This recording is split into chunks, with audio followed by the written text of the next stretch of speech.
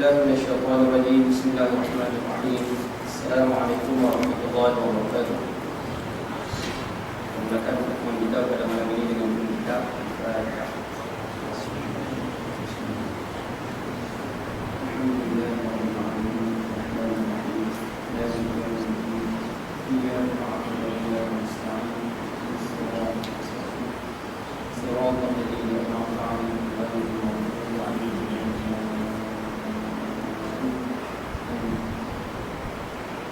Bismillahirrahmanirrahim. Alhamdulillah wa kafa. Wassalatu wassalamu ala rasulina al-mustafa wa ala alihi wa ashabihi wa ansarihi wa atba'ihi wa ahli millatihi wa man ihtada. Allahumma ij'alna hadha jam'an marhuma wa tafarraqna min ba'dihi tafarruqan ma'suma. Thumma amma ba'd. Alhamdulillah, kita dapat bersyukuran kepada Allah Subhanahu wa taala. Ini malam yang ke-13 daripada bulan Rajab 1435 Hijrah. Allah masih lagi menyatakan usia kita dalam pengan kesihatan, sama-sama dapat berada dalam majlis ilmu. Mudah-mudahan pertemuan kita malam ini dilimpah dengan barakah ilmu yang daripadanya insya-Allah. Ya, ibu dan rahmati Allah Subhanahu wa taala sekalian. Siapa yang belum lagi niat nak iktikaf dalam masjid untuk ilmu, boleh niat sekarang. Mudah-mudahan keadaan kita dikira sebagai satu ibadah di sisi Allah Subhanahu wa taala insya-Allah. Baik. Malam ini insyaAllah kita akan sambung balik kajian kitab Tafsir Ibadul Athir juzuk yang ke-30. Susunan ada penterjemahan Ustaz Ahmad Samadi Muhammad wa nafa'ana bi'ulumihi wa bikitabihi fi daraini amin ya rabbal alamin. Malam ini kita nak tengok muka surat yang ke 5692 ayat yang ke baik. Kita masih lagi berbicara berkaitan dengan surah Al-Bayyinah. Al-Bayyinah ni maksudnya bukti. Al-Bayyinah ni maksudnya affidavit. Apa? Tiga istilah. Ataupun evidence. Evidence adalah bukti. Bukti. Yang mana Allah Subhanahu wa taala datangkan di dalam surah ini menceritakan berkaitan dengan ada golongan manusia yang ada di muka bumi ini sebelum daripada Islam ni. Mereka didatangi kitab, mereka didatangi bukti, mereka didatangi tentang kebenaran, tetapi mereka tolak kebenaran. Siapa golongan tersebut? Allah sebut di dalam ayat ini. Yang pertama golongan ahli kitab, yang kedua golongan musyrikin Mekah. Golongan yang telah diberikan kitab Taurat kepada mereka, mereka dapat kitab Injil Ustaz. Ada di kalangan musyrikin Mekah berpegang dengan ajaran hadis. Mereka tahu datuk nenek berpegang dengan ajaran Nabi Ibrahim. Tapi bila mari bukti, mari kebenaran, marinya Nabi SAW, tolak pula. Sedangkan mereka dalam keadaan mengetahui kebenaran tersebut. Ini cerita tentang golongan manusia yang dapat kebenaran tapi tolak juga, bangkang juga, tak menerima juga kebenaran tersebut. Dan penghujung ayat ini Allah Subhanahu wa taala cerita apa balasan yang pokok dikena. Pada ayat yang ke-6 Allah Subhanahu wa taala berfirman, kita tengok ayat ke-6 dulu. A'udzu billahi minasyaitonir rajim. Innal ladzina kafaru min ahli kitab wal musyrikin fi nari jahannam khalidina fiha ulaika hum syarrul bariyah. Sallallahu alaihi. Allah Subhanahu wa taala berfirman, golongan-golongan yang menolak bukti, tolak benda telah dibawa oleh Islam ini, sesungguhnya orang-orang kafir daripada kalangan ahli kitab, hak bangkang juga, yang bantah juga. Siapa mereka? Golongan ahli kitab dan orang-orang musyrikin Mekah. Kesemua mereka akan masuk ke dalam neraka jahanam. Siapa yang dah dibawa bukti, siapa yang dah dibawa kebenaran, siapa yang dah ditunjukkan dengan perkara-perkara yang sebenarnya, tapi bangkang juga, orang hidup dan neraka jahanam. Walaupun ayat ini turun pada musyrikin Mekah, tapi kaedah dalam ilmu tafsir mudah wasilan. Kaedah dalam ilmu tafsir mudah. Al-ibratu bi umumil lafzi la bi khususis sabab. Kita translate dalam bahasa mudah nak bagi senang faham.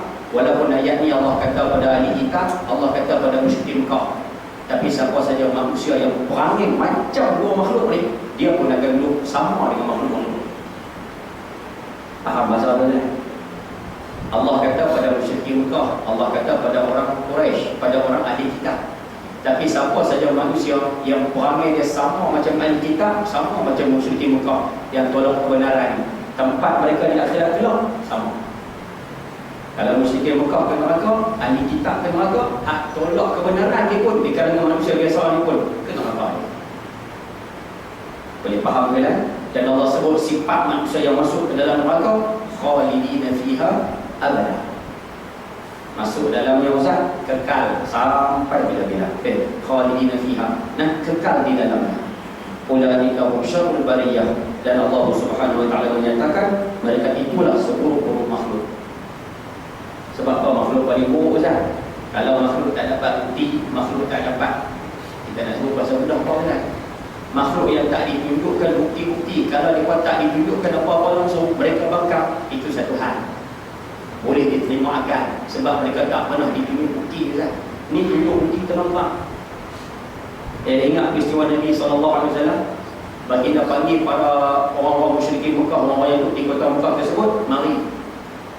Pokok ni tanya, wahai Muhammad, kalau kamu betul seorang Nabi, tunjuk bukti. Kan Nabi SAW tunjuk jari pada bulan tu, wansyaqqal qamar. Baginda tunjuk jari baginda kepada bulan, bulan terbelah tu. Belah sana satu, sebelah sini satu. Pokok musyrikin Mekah tengok terang-terang nampak kebenaran Nabi SAW. Tapi selepas daripada tu saya terima dah. Apa yang mereka buat? Mereka mengatakan Muhammad ahli sihir. Tak ada. Golongan Nabi Musa, siapa tu juga? Bani Israel minta supaya Nabi Musa keluar ayam, mari ayam kat dahaga-dahaga. Nabi Musa AS kata batu dengan tongkat dia, fanfajarat min husnata asyrata aina, muncul ataupun terbit daripada batu tersebut 12 mata air. Satu pok minum satu mata air. Pok yang pertama minum mata air nombor 1, pok nombor 2 minum mata air yang kedua. Minumlah 12 bangkang. Turun manna wassalwa, tapi ada turun makanan daripada syurga. Ada satu kitab dalam kepala lagi kecil apa, ada satu kitab. Kalau tak silap di Mesir ada apa dia? Ajaibul Aqdami. Ajaibul Aqdami ni maksudnya benda-benda ajaib yang berlaku pada zaman dahulu. Dalam kitab tersebut ada soalan-soalan yang pelik-pelik. Antara soalan yang ditanya dalam kitab tersebut, kenapa daging busuk? Kenapa daging yang ada hari ni busuk? Itu satu soalan yang ada dalam kitab. Orang dulu-dulu dia kata kenapa daging busuk? Dia boleh tengok dalam kitab. Kalau tak silap ada riwayat Imam Bukhari, dia ada dinyatakan, boleh balik tengok Sahih Bukhari. Dalam kitab tersebut dinyatakan, kalaulah laula Israel, laula Bani Israel, kalau bukan dengan sebab Bani Israel tersebut, nescaya daging tidak akan busuk. Terjemah dalam bahasa mudah, daging kita yang busuk hari ni, daging simpan 2-3 hari jadi busuk ni, Bani Israel lah punya. Apa sebab Ustaz? Ketika mana turun manna wassalwa, Allah pesan suruh makan. Allah pesan pada mereka suruh makan, tak habis tinggal, makanan tersebut akan diangkat sebulan yang lagi. Akan tetapi golongan Bani Israel, bila dah makanan dihitam di hadapan mereka, hak makan, hak ambil selit belum mungkin selit, hak pun dalam bukan belum. Akhirnya oleh kerana mereka tak turut perintah Allah Subhanahu Wa Taala, Allah jadikan daging. Kalau tidak, daging kita beli seminggu tak di luar tak busuk. Faham ni? Tak pernah dengar apa Ustaz. Malam ni kita bagi dengar sama-sama. Balik boleh tengok jalan. Baik. Jadi kalau kita tengok golongan-golongan yang telah diturunkan bukti Ustaz, turun bukti pun bangkang lagi. Sebab itu Allah nyatakan, aku masuk ke mereka dalam neraka Jahannam, kekal dalam tempat tersebut, dan mereka lah seburuk-buruk manusia. Dan Allah cerita di penghujung ayat ni pula golongan yang turut kebenaran tersebut. A'udzubillahi minasyaitanir rajim. Innal ladzina amanu wa 'amilus shalihat ulaika hum khairul bariyah. Sallallahu alaihi wasallam. Sesungguhnya orang-orang yang beriman di sini kita boleh translate yakin. Beriman di sini kita boleh translate dalam bahasa kampung percaya. Boleh juga kita translate telan bulat-bulat. Boleh juga itu pun disebut iman kalau ikut bahasa kita luar Penang. Kamu yakin dengan apa yang diturunkan oleh Allah, kamu yakin dengan apa yang dibawa oleh Nabi SAW, kamu percaya dengan apa yang mari pada Quran, kamu telan bulat-bulat 6 rukun iman. 6 rukun iman yang kami tahu apa selama ni, rukun iman yang 6 tu telan bulat-bulat. Orang yang beriman kepada Allah Subhanahu Wa Taala satu, wa amilus salihat, dan dia buat amal soleh. Ulaika hum khairul bariyah. Mereka itulah sebaik-baik makhluk. Apa balasan golongan ni pula Ustaz? Golongan hak jahat Tuhan dah sebut, golongan baik pun Tuhan sebut. Jazaohum 'inda rabbihim jannatu 'adnin tajri min tahtiha al-anhar khalidina fiha abada radhiyallahu anhum wa radu 'an dzalika liman khasyiya rabbah. Sallallahu alaihi. Allah Subhanahu wa taala menceritakan ayat 7, orang yang baik, beriman, beramal soleh, tempat dia minta maaf. Mereka sebaik makhluk. Dan balasan orang yang baik ni Allah cerita ayat 8. Tapi cuba perhati tengok jalan. Ayat 8 balasan orang yang dapat tempat baik panjang.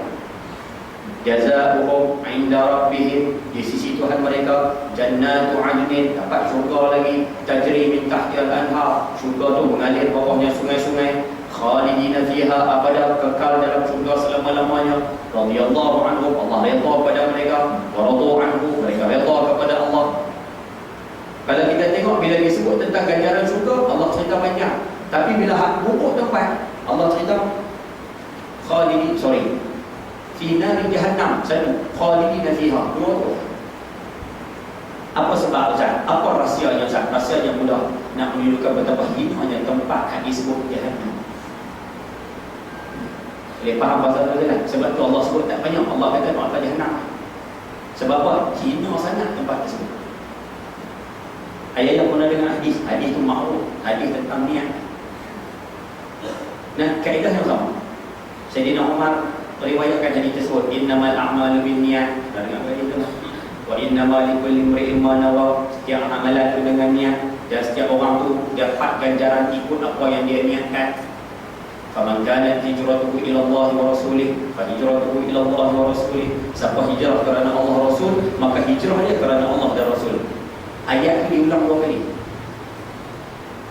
Faman kanat hijratuhu ila Allah wa rasulih, siapa yang hijrah dia, berubah dia tu kerana Allah dan Rasul, maka hijrah dia kerana Allah dan Rasul. Ayat itu ulang 2 kali. Tapi ayat selepas dia, wa man kanat hijratuhu li dunya yusibuha, siapa yang berhijrah kerana dunia yang dia nak, awil ra'atin yang kihuha, ataupun sebab perempuan yang dia nak nikah. Nabi sebut di hujung hadis tu, fa hijratuhu ila ma hajara ilaih. Nabi kata maka hijrahnya ikut apa yang dia niat. Kenapa bagi datang ulang balik ayat yang sama? Barang siapa yang berhijrah kerana perempuan dan kerana harta, kerana dunia dan perempuan, maka hijrahnya kerana dunia dan perempuan. Kenapa ayat tersebut tak diulang 2 kali? Ulama-ulama bahas kerana menunjukkan hinanya hak dua belakang. Siapa hijrah kerana dunia, dia hina. Siapa hijrah kerana perempuan, dia hina. Sebab itu benda tu tak diulang banyak kali. Sama juga kaedah dengan ayat ni. Kenapa Allah sebut neraka tu sikit dia Ustaz? Dalam neraka jahannam kekal. Tapi bila cerita tentang syurga, dia panjang. Jawapannya mudah, sebab neraka jahannam tu hina, hina. Boleh faham dia tak ada kan? Kan buat apa ceria orang yang menang ni? Kalau tengok dia tembok bau bukan macam mana. Boleh no? InsyaAllah mudah-mudahan. Baik. Allah redha kepada mereka, mereka redha kepada Allah. Demikian adalah balasan bagi orang yang takut kepada Tuhan. Baik. Cuba kita tengok perayaan dia dulu. Sebaliknya, orang-orang mukmin yang beriman kepada Allah dan Rasul. Iman kita dah sebut, maksudnya yakin, maksudnya percaya. Kepada apa Ustaz? Asas dia 6 tadi. Rukun iman hak 6. Apa yang datang daripada Allah telah bulat-bulat. Apa yang mari daripada Rasul telah bulat-bulat. Apa yang datang pada Quran telah bulat-bulat. Beriman pada malaikat telah bulat-bulat. Allah qadar telah bulat-bulat. Hari kiamat telah bulat-bulat. Siapa yang percaya ke 6 perkara ni tanpa banyak songeh, terima Ustaz, bulat-bulat telah, dia dikira beriman, insya-Allah. Siapa yang beriman dan disertakan dengan beramal soleh, dah percaya satu, dah yakin satu, buat pula amal soleh, mereka merupakan makhluk Allah yang paling baik. Allahu Akbar. Balasan orang macam ni di dalam dunia tidak ada apa-apa. Tidak mana maksudnya tak dapat apa tu, maksudnya tak dapat syurga lagi ketika mana di dunia. Tetapi di akhirat kelak akan dimasukkan ke dalam syurga yang mengalir air sungai di bawah istana tempat kediaman mereka. Ayat Quran kalau kita baca tajuk syurga selalu cerita sungai yang mengalir di bawah. Saya buka dalam kitab kan, antaranya Tafsir Azhar, kita cuba rujuk kenapa disebutkan selalu kalau cerita syurga ayat mengalir. Cerita syurga ayat mengalir. Cerita syurga, kebun, ada buah-buahan. Ya, boleh faham maksudnya kan? Selalu bila disebutkan perkataan syurga, selalu diceritakan kebun. Kemudian Ustaz, ada buah-buahan, ada kehidupan yang tenang, ada sungai mengalir di bawahnya. Selalu diceritakan seumpama itu. Ulama mengatakan boleh jadi zahir kebenaran syurga seumpama itu, boleh jadi.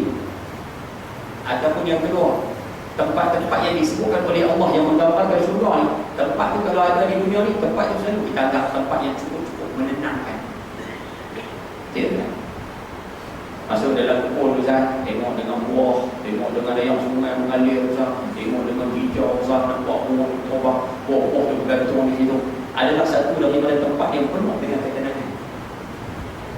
Masuk dalam tu, hilang habis, lupa habis problem. Tidak kan? Kau masuk dalam tu, face rambut macam mana? Tengok sampai banyak sekali. Boleh jadi zahir syurga keadaannya seumpama tu, ada keadaan seumpama tu dalam syurga. Boleh jadi juga dia membawa maksud tempat yang penuh dengan ketenangan. Jadi dua-dua boleh terima, dua-dua boleh terima. Cuma ada satu hadis Nabi SAW bersabda, syurga ini ma'ainul ra'at, dia tak sama dengan apa kita tengok. Wala uzunu sami'at, tak sama dengan apa kita dengar. Wala khatara ala qalbil bashar, dia tak sama dengan apa yang terlintas dalam hati. Translate pula, dia tak sama hal kita berbayang, tak sama. Nah, itu syurga yang sebenar. Macam mana tempat dia? Wallahu a'lam. Nah, tak apa, nanti sama-sama insya-Allah kita tengok. Sekiranya Allah bagi keizinan. Baik, semua. Sentiasa bersenang lenang merasakan berbagai nikmat yang tidak ada putus-putusnya. Allahu akbar. Allah redha. Redha itu maksud apa? Menerima baik segala ketaatan dan perbuatan amal soleh yang dipersembahkan kepadanya. Orang yang buat amal soleh, orang yang beriman kepada Allah dan muka bumi, bila Allah redha kepada mereka, Allah terima segala ketaatan mereka, orang ni kadar dia cukup juga hebat. Sebab itu ayah buku sekalian, kalau ambil perhatian satu perkara amalan. Saya bawa ni mengaji tajuk ni, saya pun susah hati. Imam Ghazali bahas dalam kitab beliau berkaitan dengan nikmat dan hidayah. Nikmat dan hidayah. Nikmat tu apa Ustaz? Segala bentuk kurniaan yang Allah bagi kepada kita, itu semua dikatakan nikmat, diistilahkan sebagai nikmat. Termasuk yang dikatakan nikmat adalah ibadah itu sendiri. Ayah-ayah, orang ni tak boleh bangun tahajud, ayah-ayah boleh bangun tahajud, dikira nikmat. Ayah-ayah dapat nikmat. Ibu-ibu di belakang boleh baca Quran sehari habis 7, itu sebenarnya nikmat daripada Allah. Ayah-ayah yang ada di sini boleh bagi sedekah setiap minggu 100, orang ni RM1, kita bagi 100 setiap minggu, itu satu nikmat. Maknanya ibadah yang kita buat selama ni, itu nikmat. Tapi kalau ibadah yang kita buat selama ini menyebabkan kita jauh dengan Tuhan, kita contoh mudah jauh ni, mudahnya macam ni lah. Buat ibadah Ustaz, dia rasa teman. Buat ibadah Ustaz, dia rasa orang lain tak hebat. Buat ibadah Ustaz, dia rasa aku ni special, nampak. Dia tu rasa dia tu ada serba kehebatan. Orang ni maknanya jauh pada hidayah. Dia tak dapat hidayah, dia cuma dapat nikmat saja. Ataupun dalam bahasa mudah yang disebut dalam kitab, orang yang buat ibadah tetapi tidak dapat hidayah, dia sebenarnya jauh sangat-sangat dengan Tuhan. Ayah-ayah duk sedekah 100, contohlah ni, contoh jadi simple je lah. Kianlah dengan ibadah-ibadah yang ni, duk masuk 100 setiap minggu. Masa umur tu bukan rasa makin hampir dengan Tuhan, tapi dia rasa makin jauh dengan Tuhan. Dia rasa kita berhikmat, dia rasa kita hebat, dia rasa kau ni rupanya kita dapat nikmat, tak dapat hidayah. Inilah yang berlaku kepada manusia yang bernama Barsisa. Barsisa yang orang bilang, yang buat ibadah abad 240 tahun lebih, sehingga ada ulama mengatakan dia boleh terbang, bukan berjalan, terbang. Tapi oleh kerana dia tersilap faham, dia buat ibadah banyak berjalan, tapi akhirnya satu Barsisa tak silap dia. Yang satu ketika dia pergi ke rumah ibadah, dia pergi ke satu tempat, dia tengok ada manusia yang lebih awal datang ke rumah ibadah itu daripada dia. Dia mari awal ada rumah ibadah, ada lagi awal daripada dia. Tak ada. Lepas tu yang dia tanya lelaki tersebut, apa yang kamu buat, macam mana kamu boleh dekat awal, apa rahsia kekuatan kamu. Kan lelaki tu cerita, aku dulu ni buat jahat, aku dulu banyak dosa. Jadi bila aku bertaubat pada dosa, aku semangat nak buat. Akhirnya bersesau sekali. Dia duk faham selama ni dia buat ibadah itu, dia mendapat hidayah daripada Tuhan. Dah, dia dapat nikmat sahaja. Sebab tu bila dia tengok orang tersebut lebih hebat beribadah pada dia, dia cemburu. Itu yang dia tanya. Sepatutnya kamu dah buat ibadah, sepatutnya kamu dah hampir dengan Tuhan, kamu menghampirkan diri kamu kepada Tuhan. Ni dah kamu cemburu dengan ibadah orang lain. Faham tak? Itu tanda manusia tak dapat hidayah, dia cemburu dengan orang. Dia tanya orang tersebut, orang tu kata aku buat maksiat sekian-sekian. Bila dia tanya maksiat apa, dia kata aku berzina. Dia kata aku tak boleh. Bunuh orang tak boleh. Bawah sikit berzina tak boleh. Akhirnya lelaki dia kata lalu macam ni lah, kalau kamu nak rasa macam mana aku rasa, kamu buat sedikit maksiat. Antara maksiat yang paling ringan sekali, bunuh orang dah tak boleh, zina tak boleh, aku cakap pada kamu minum arak. Dia tengok antara tiga tu, bunuh berat sangat kalau nak bunuh orang ni. Lepas bunuh tu bertaubat balik lah, kamu akan rasa macam mana aku rasa. Dia kata bunuh berat sangat. Kalau macam tu zina pun berat juga. Lepas kali dia nak buat minum arak, ni kurang sikit. Sedangkan Nabi SAW pernah bersabda, ada ulama pernah sebut, Al-khamru arak ni umul khaba'is, dia ibu kepada semua jenis kejahatan. Akhirnya bersesal ni minum arak lagi lah. Minum dia arak, jadi tak boleh. Dia tengok pembelainan hak bawa arak tersebut, dia berzina dengan Allah. Dah berzina Ustaz, selesai berzina Ustaz, tengok tak ada jadi, tengok rahsia bocor, bunuh pula. Asalnya dia nak buat satu daripada tiga, tapi dengan asbab minum arak, tiga-tiga dia buat. Kemudian bila beliau ditangkap, bila dia ditangkap dan sebagainya, syaitan datang sekali lagi pada dia. So yang kata, syaitan kata mengaku aku sebagai Tuhan, aku akan tolong kamu. Dia kata aku nak sembah kamu macam mana, aku kena terikat dan sebagainya. So yang syaitan pesan suruh di mata. Syaitan kata kamu pejam mata sekali ya. Pejam mata tu seolah-olah kamu menerima aku sebagai Tuhan, kata syaitan. Itu yang dia pejam mata tadi lah, pejam-pejam tu mati lah kan. Cerita itu dibahaskan oleh para ulama nak menunjukkan bahawa siswa tersebut bukan dapat hidayah daripada Allah, dia dapat nikmat daripada Allah. Sebab itu kita hari ini poin mudahnya macam dia nak bagi faham mudah. Ayat-ayat yang mana ada di sini dukung ibadah dah, teruskan dengan ibadah tersebut. Tak perlu cemburu dengan ibadah orang lain. Dengan orang lain dia banyak tahajud 20 rakaat, saya buat saya buat. Ustaz, orang tu Ustaz puasa jadi ahli saya ni puasa 10 kali saya. Jangan cemburu saya. Matlamat melakukan ibadah untuk menghampirkan diri kepada Allah. Orang tu buat banyak, dia menghampirkan diri kepada Allah, dia beruntung. Kita buat sikit, tapi hasilnya kita menghampirkan diri kepada Allah, kita juga beruntung. Tapi kalau mulut buat banyak saya dalam keadaan seronok, tu rasa kemas. Tak boleh orang lawan, kita rasa kita paling bagus sekali, paling kemas sekali. Kita dapat nikmat buat ibadah, tapi kita tak dapat hidayah kepada Tuhan. Faham apa bahasa mereka? Pening kan dia nak. Poin mudah dia buat ibadah, suruh cemburu ke orang aja. Apa tu lah, suruh dia dah. Buat setakat mana kita mampu, tapi hasil yang kita nak, mudah-mudahan diri kita semakin hampir dengan Allah Subhanahu wa ta'ala. Itulah yang dikehendaki sebenarnya. Baik, coba. Allah redha menerima segala ketaatan dan perbuatan soleh yang dipersembahkan kepada. Selanjutnya, manusia-manusia yang beribadah di muka bumi ini berpuas hati menerima segala kebaikan dan kemuliaan yang dikurniakan oleh Allah kepada mereka. Allah redha kepada makhluk ataupun kepada orang yang masuk dalam syurga, manusia yang duduk dalam syurga pun redha dengan kurniaan yang mereka dapat daripada Tuhan. Apa yang Tuhan janji mereka dapat. Allah Akbar. Mudah-mudahan kita masuk dalam kategori ini insya-Allah. Mudah-mudahan juga. Baca kita minta ayah-ayah muslihat. Minta maaf. Ayah semua tu tengok kilauan emas. Tu tengok kilauan emas. Tengok. Dia pun tengok di mana bau dia kan. Kan? Orang tua kan.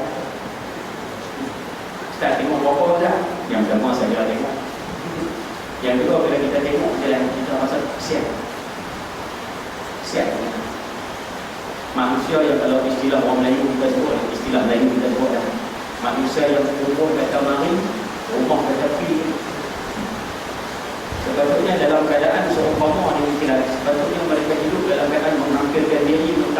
mengabdikan diri kepada Allah. Patut hidup dalam keadaan itu lah.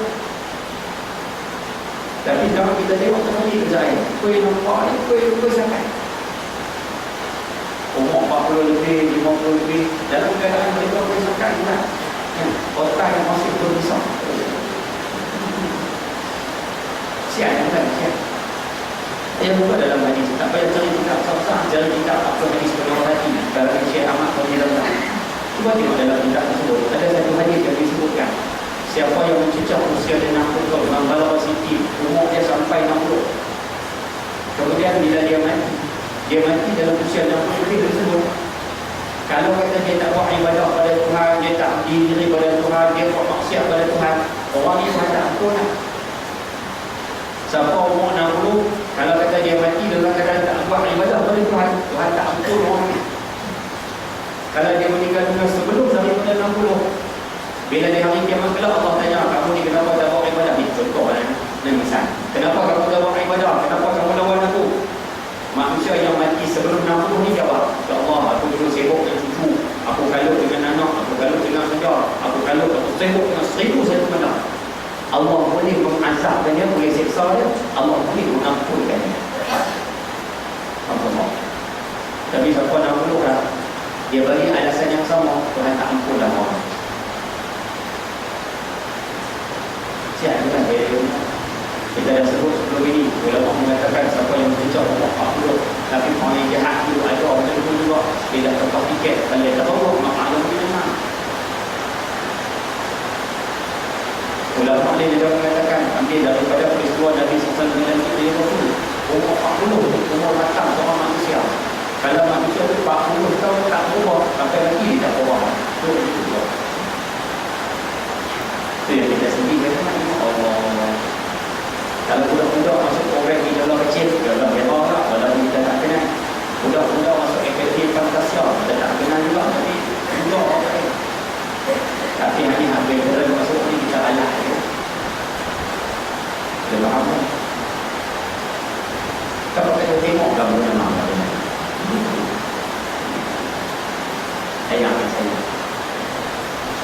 Lalu kita minta sama-sama di pengajaran, sama-sama mengingat juga ini satu daripada tanda-tanda pada zaman kebenaran itu pada Islam. Mudah-mudahan kita sama-sama beringat. Baik semua. Itulah balasan dan pahala yang baik bagi orang-orang yang takutkan Allah dan menjauhi maksiat yang dilarang oleh Allah Subhanahu wa taala.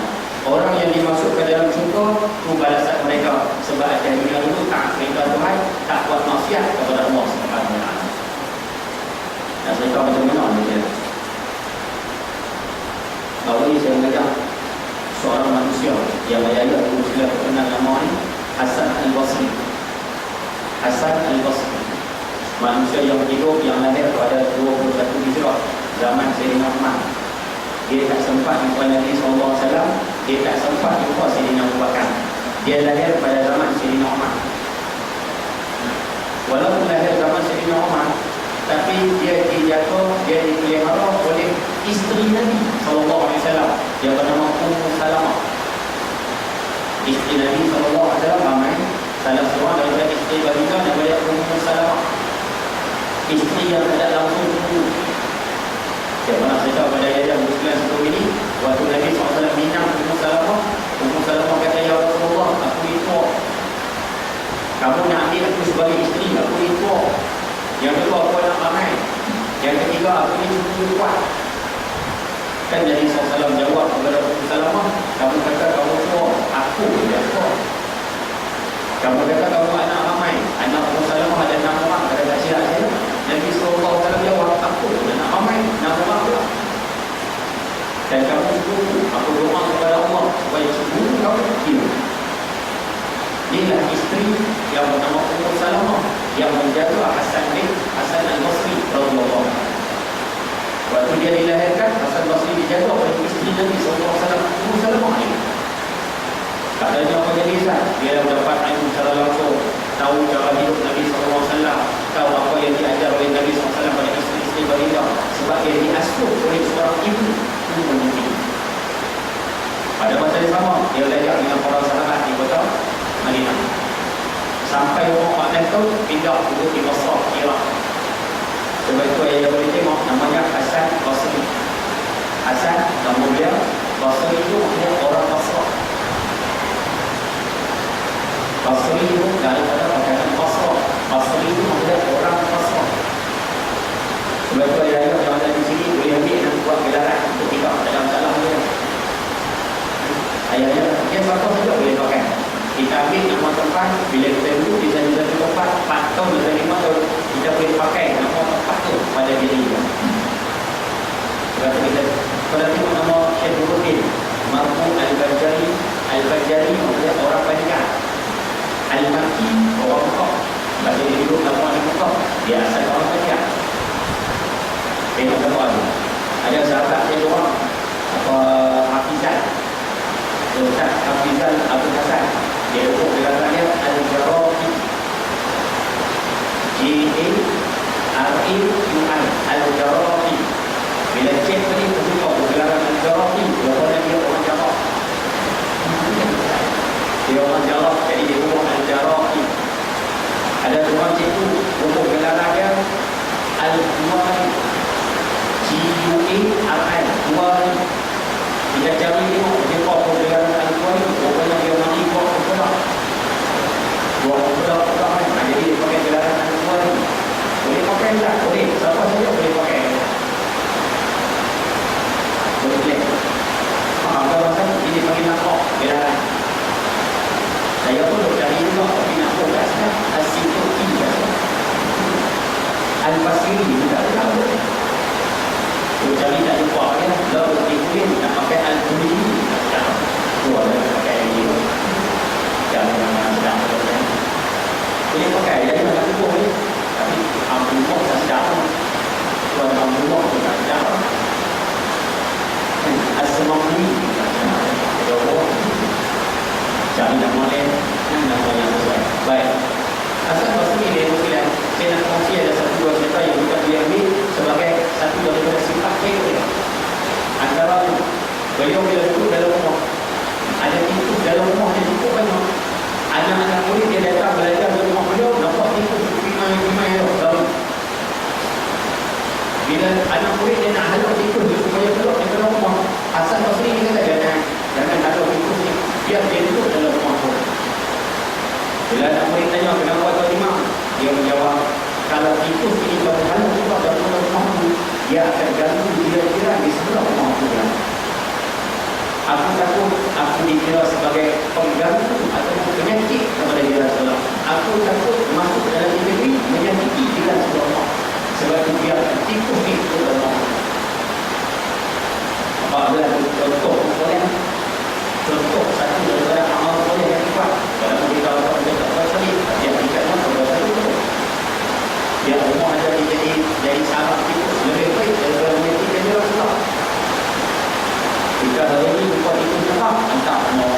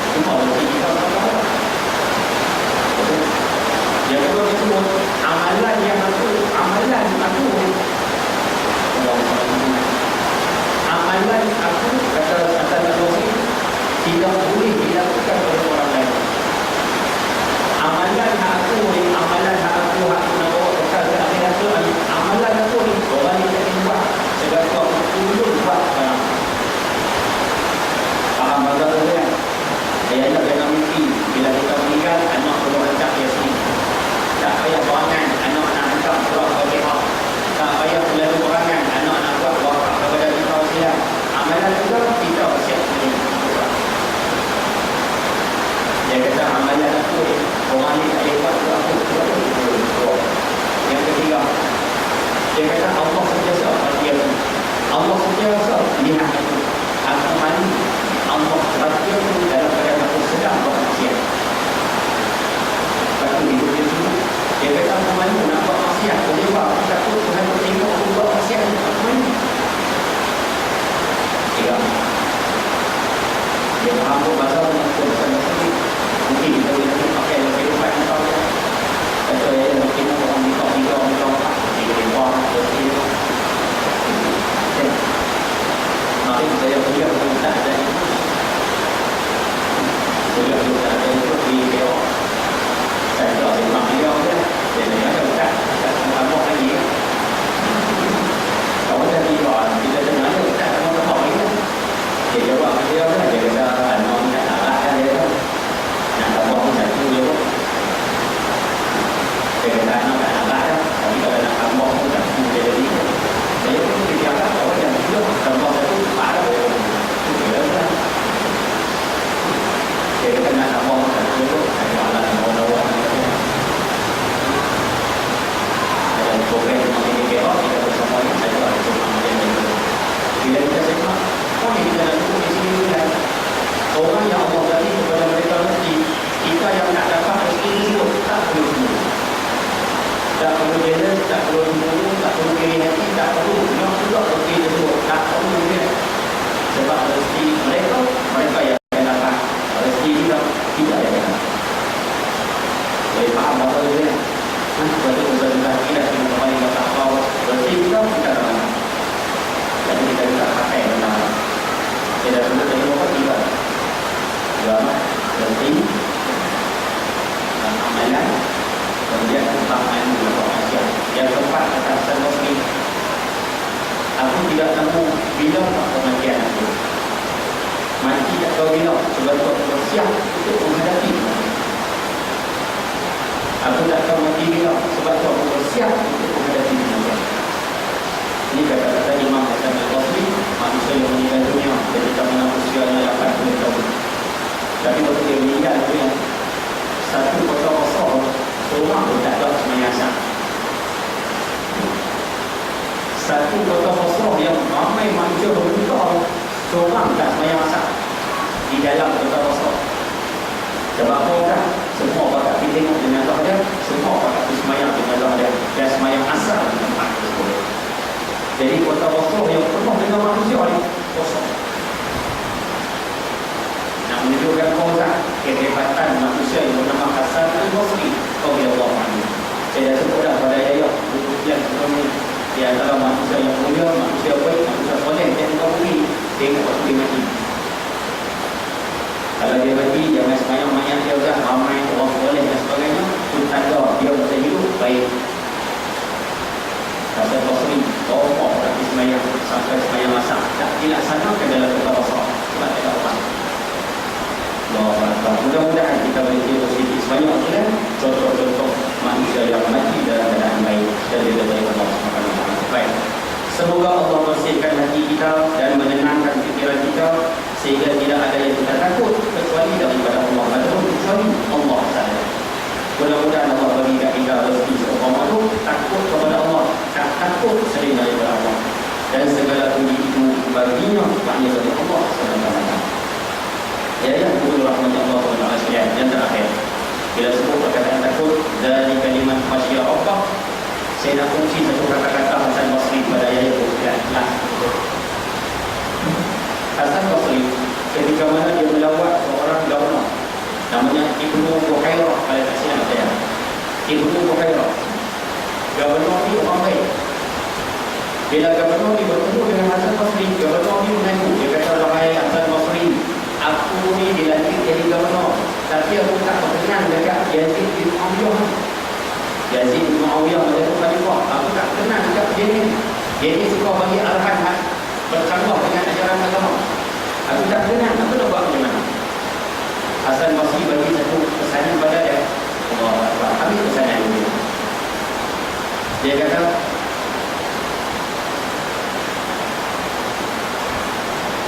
taatilah Allah. Maksudnya, taatilah Allah ketika kamu mentaati Yazid. faham dulu bahasa ni, saat ini kita masih kena faham. Asal waktu sebut kepada gubernur ni, taatilah Allah ketika mana kamu mentaati Yazid.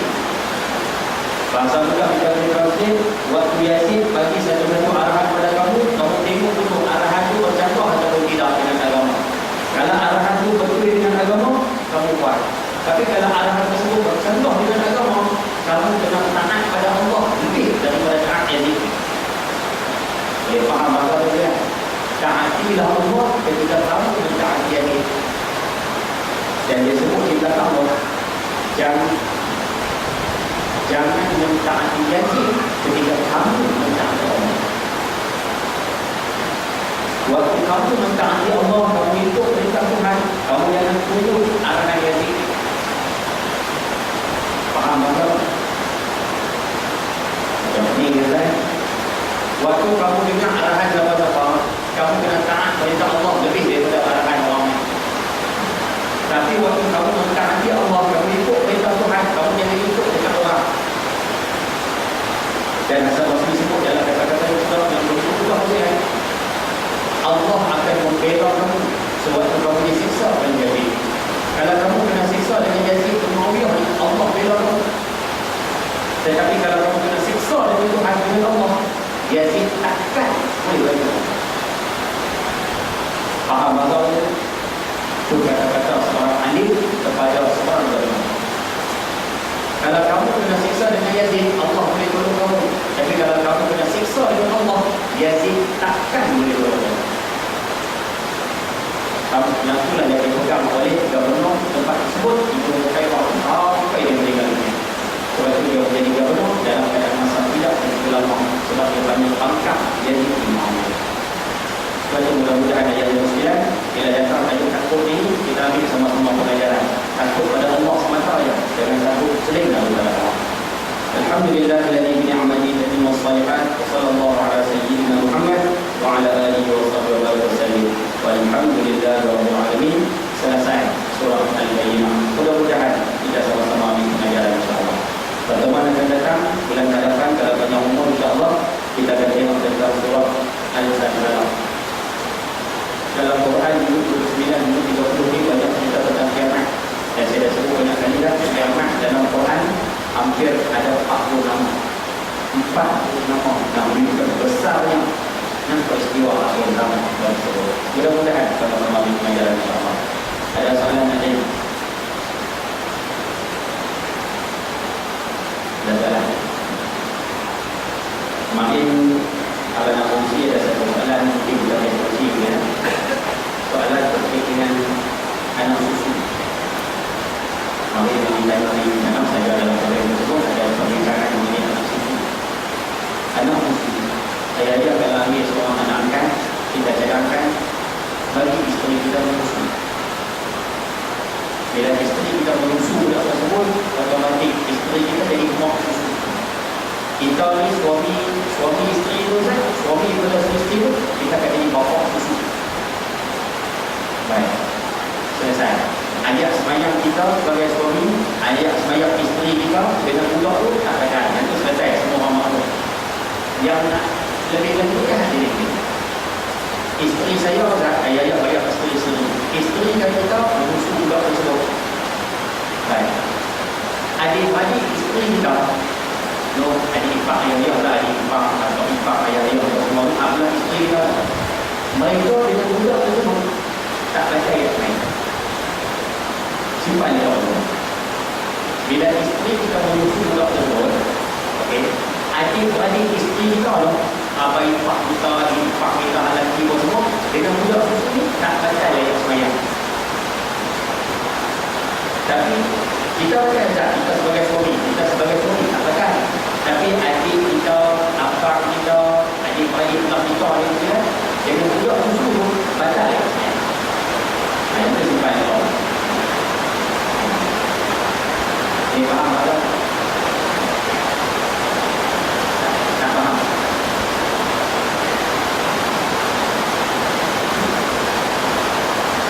Dia faham? Tak faham kan? Kan saya yang kita bilang.